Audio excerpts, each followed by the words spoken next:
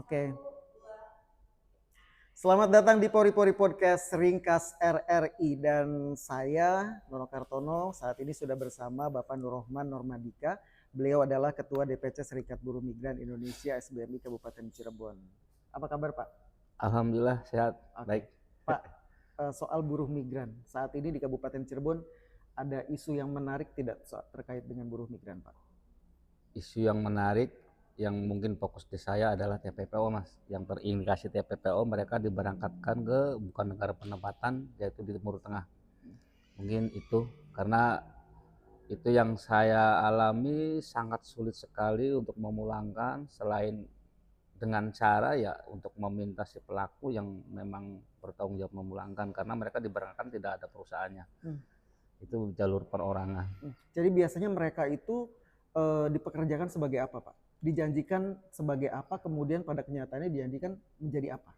Ya, pada dasarnya mereka diiming-imingi gaji besar, proses cepat, dapat uang pi,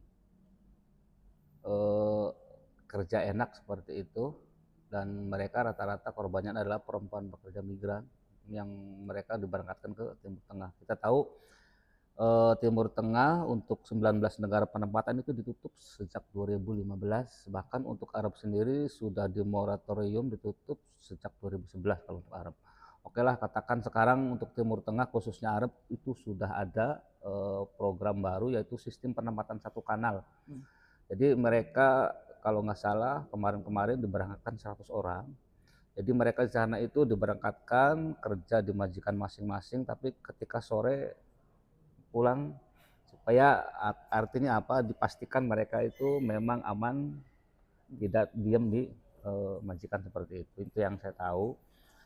Tapi faktanya hari ini masih ada juga mereka yang telepon saya, Pak saya pengen pulang, saya nggak digaji, Pak saya pengen pulang, saya sakit. Itu yang barangkali bukan hal menarik menurut saya, tapi ini menjadi fokus kita karena saya purna pekerja migran, artinya apa? Saya merasa sakit ketika ada saudara-saudara saya yang mendapatkan masalah di negara penempatan, mungkin seperti itu. Iya, karena memang ketika melalui prosedural saja banyak masalah begitu ya Pak. Iya, Masalah bisa saja kita hadapi di luar negeri karena negeri orang, betul. apalagi yang non prosedural seperti itu ya Pak. Betul, yang prosedur aja untuk para pekerja migran itu masalahnya banyak, yaitu tadi ada masalah finansial, masalah apa namanya di Cirebon sudah lumayan di pengadilan agama cerai.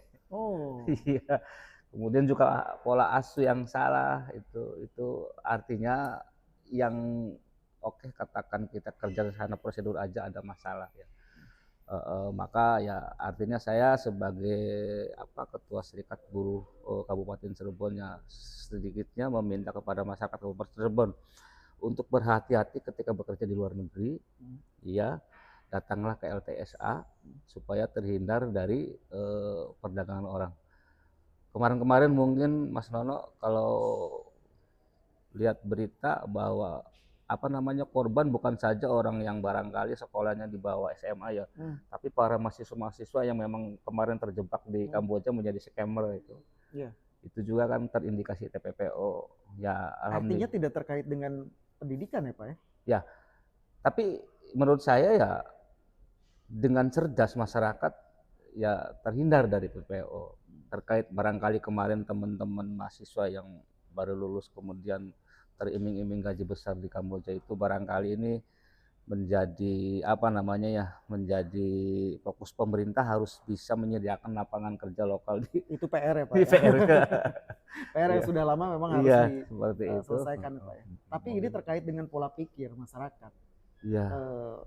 Bekerja instan, mudah diiming-imingi, mudah dirayu, artinya harus ada solusi dong dari semua unsur.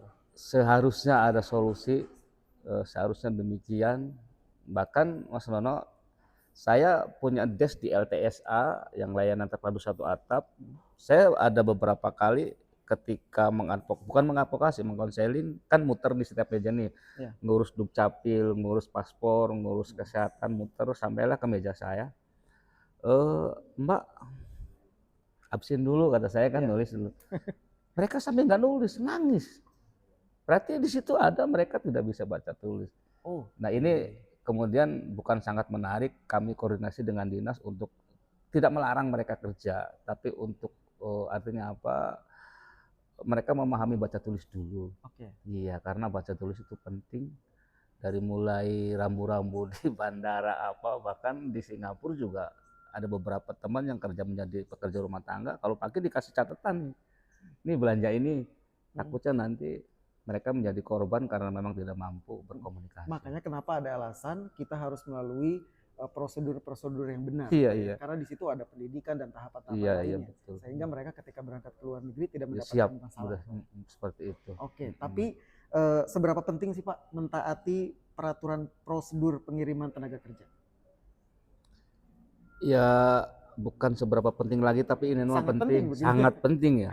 Bahkan jarang sekali para pekerja migran itu memahami terkait hak. Konvensi ILO tahun berapa itu luar biasa hak-hak pekerja migrannya. Bahkan di Undang-Undang 1817 juga ada beberapa hak. Termasuk juga hak untuk ibadah. Itu ada diatur. Walaupun faktanya kemudian hanya kewajibannya saja kemudian ketika kita di negara penempatan seperti itu. Iya, iya. Tapi setidaknya para teman-teman sebagai pekerja migran ya harus memahami hak. Itu barangkali selain kewajiban. Kalau kewajiban pastilah. Kewajiban hanya di sana memahami budaya negara penempatan, bisa kerja. Sebenarnya hanya 3, kalau nggak salah hanya 3 kalau kewajiban. Tapi hak itu luar biasa, dari upah, dari apa istirahat, hak untuk komunikasi dengan keluarga, hak untuk ibadah, macam ada puluhan, ada 14 item kalau nggak salah. Bicara soal regulasi yang dimiliki oleh negara Indonesia terkait dengan pekerja migran, itu sudah mengcover kepentingan-kepentingan buruh migran. Ya, secara regulasi Undang-Undang 1817 sudah mengcover, artinya apa, melindungi dari mulai sebelum berangkat, saat bekerja, bahkan setelah pulang. Itu sangat, walaupun kemudian secara implementasi belum 100%, belum 100%, ya seperti itu. Bahkan Undang-Undang 1817 itu juga zero cost, artinya bebas biaya penempatan. Namun ini menjadi kendala kalau untuk BLK-nya selama 3 bulan itu luar biasa, 1 orang 7 juta nih. Ini bisa tidak Pemda Cirebon kemudian iya mengcover itu untuk medikal dan lain-lain, itu kayaknya masih jauh harapannya, walaupun undang-undang itu sudah mengatakan untuk ke Malaysia, ke Singapura, ke Hong Kong, ke Taiwan yang domestik itu sudah bebas biaya penempatan kalau mengacunya kepada Undang-Undang 18. Betul. Pak, untuk masyarakat di Kabupaten Cirebon yang di hati dan pikirannya sudah pengen berangkat ke luar negeri untuk mendapatkan gaji yang lebih besar, pulang-pulang bangun rumah begitu. Apa yang ingin Bapak sampaikan ke mereka? Ya, langsung ke kamera mungkin Pak ya.